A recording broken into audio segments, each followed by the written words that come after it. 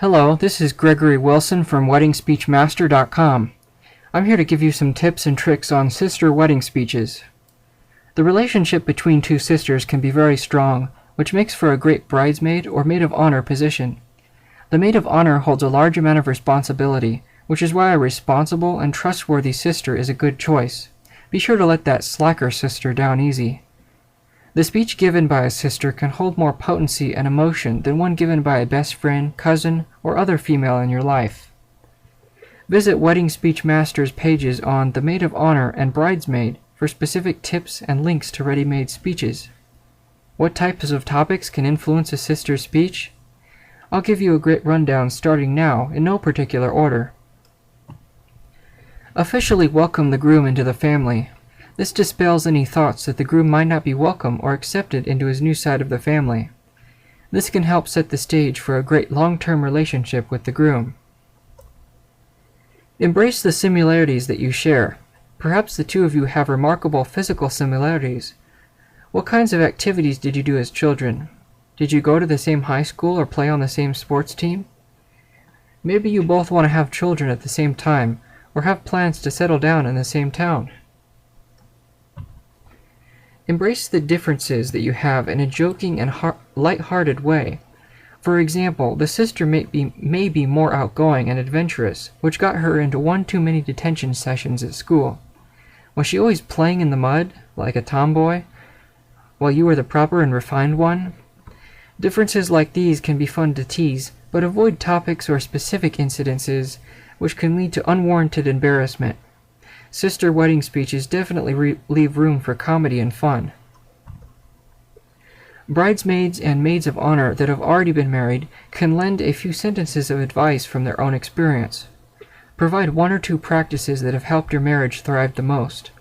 Joke about the things that didn't go as planned during your wedding, like decorations that never arrived or a caterer who got lost. Close sisters know each other in a way nobody else can ever know. Use this knowledge to give a prediction of where you see the bride and groom 5 or 10 years down the line. It would not be wise to make a negative prediction, mind you. Stress the importance of living in the here and now, enjoying these precious times with friends, family, and new spouse. Make a statement about how fast time passes us by. Invoke the confidence you feel for the couple, and mention how well their traits complement each other. Voice how they look like a beautiful pair when next to one another. Bring a thoughtful object onto the stage, such as a large photograph of you and your sister as children. Speaking of sentimental times with a cherished object in hand can add to the emotion of the speech. If you lived with your sister for an extended period of time, perhaps she's moving out of the home permanently, it can be comical to state the things you'll miss when she's gone, things like talking on the phone at 3 a.m., letting the laundry pile up, or bringing home that annoying kitty cat. If you have permission, share a sister's secret about how she reacted when first meeting the groom. What did she tell you about him? Did she make any cute or funny journal entries? Maybe she kept calling on the phone every day religiously. Tell the crowd about a bad habit or two the groom will have to deal with. And now for a couple FAQ questions. Number 1. I have more than one sister and don't want to pick only one to be my bridesmaid or maid of honor. No problem. It's perfectly fine to have more than one person as your maid of honor. It's even more appropriate for bridesmaids, since large-scale weddings can have half a dozen or more of them. A growing trend, however, is to keep things simple by not overloading the wedding with an excessive amount of attendance.